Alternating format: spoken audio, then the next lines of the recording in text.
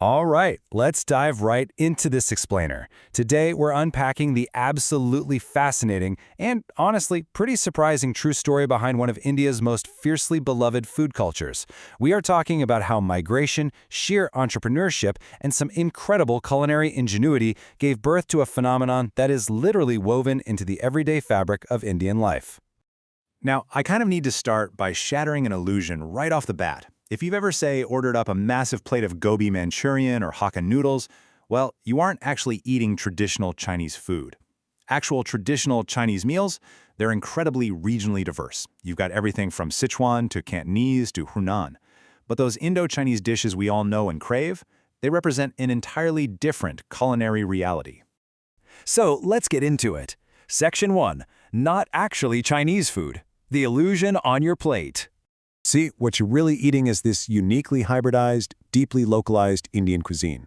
Think about the heavy hitters: chicken Manchurian, chili paneer, Hakka noodles, Szechuan fried rice, American chop suey.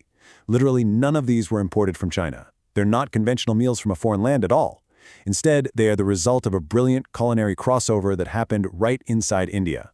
The real story isn't that China exported these dishes to India. No, the real story is that Chinese migrants settled in India, opened up restaurants, and adapted their cooking to fit local commercial tastes. A total game changer.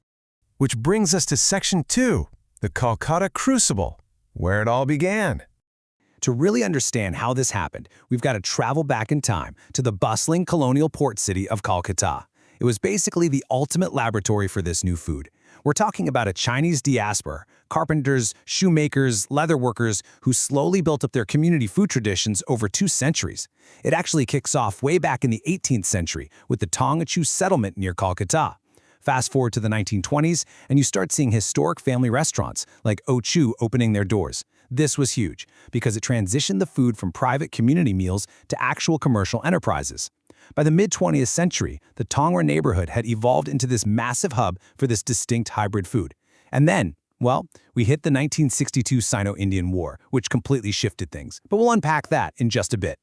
Now, the Hakka migrants were absolutely instrumental during this era. The Hakka diaspora formed a hugely significant part of Kolkata's Chinese culinary history. And get this, even though the famous noodles we name after them today are, heavily adapted from original Hakka cooking, the community's influence was so profound that they forever immortalized the term Hakka noodles in India's modern restaurant vocabulary. It's a perfect example of a community's legacy being embedded right there on the menu. All right, Section 3, Adapting to Indian Tastes. The Great Culinary Crossover. So how exactly does a diaspora's comfort food transform into a commercial juggernaut that appeals to a massive, incredibly diverse Indian palate? Well, Chinese immigrants weren't cooking in a vacuum, right? They were cooking in India. They started with traditional immigrant wok techniques, but pretty quickly they realized Indian consumers crave strong, robust flavors. So they just started combining their wok skills with heavy local spices. We're talking green chilies, coriander, garlic, ginger, and sharp soy sauce.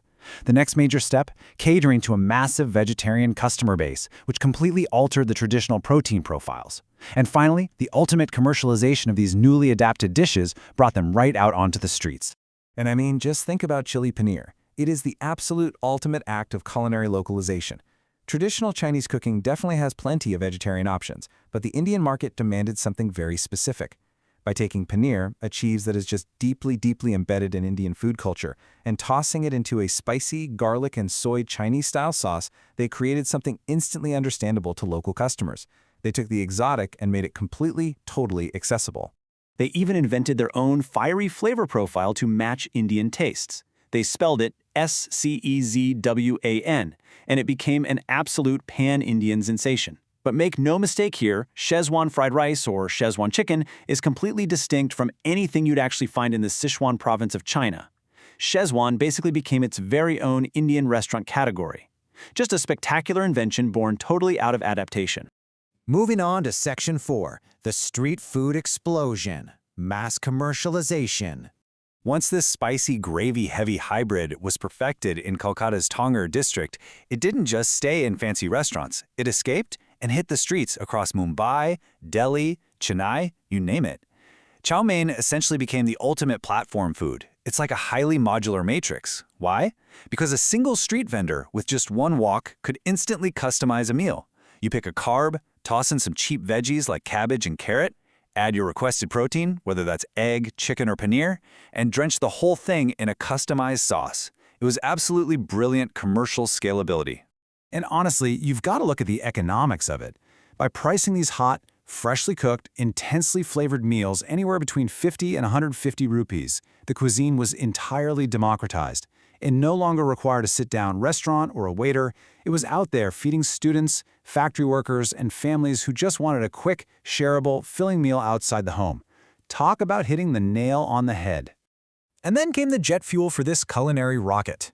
As India's economy liberalized in 1991, consumer culture shifted big time. Suddenly, you had the rise of shopping malls, greater international exposure, and a booming middle class. Because Indo-Chinese food was already so established, it perfectly positioned itself as this familiar exoticism. It just exploded into standardized, modern mall chains with predictable, comforting flavors. And today, because dishes like fried rice and thick gravy noodles hold their heat and texture incredibly well in containers, they have become the ultimate delivery-friendly takeaway on multinational apps. Which leads us to Section 5, a deeply Indian cuisine, the beautiful irony. You know, all of this staggering commercial success actually masks a really profound historical paradox. The irony here is that the ethnic community that founded this food culture faced severe suspicion, detention, and deportation after the tragic 1962 Sino-Indian War. The original Chinese-Indian population in places like Calcutta significantly shrank in the decades that followed, with a lot of people migrating elsewhere. Yet, at the exact same time, their culinary creation was aggressively expanding across the entire nation. The food survived and thrived because it detached from the immigrant population. Indian cooks had learned the woks, the techniques, and the sauces, meaning you literally no longer had to be Chinese to sell Chinese food in India. Think about it today. An Indian child might grow up eating chow mein and chicken Manchurian without ever experiencing traditional Chinese cuisine. When friends sit around and say, "Hey, let's order Chinese," it represents complete cultural domestication. Chinese has simply become an Indian food category. It's a gateway cuisine that has been entirely absorbed into the local culture. So it leaves us with this final question. Is Indo-Chinese food actually Chinese? Well, the historical reality tells us no. It is a uniquely Indian phenomenon.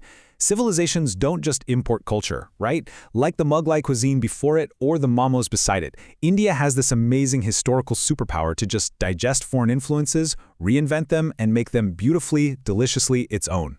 What do you think?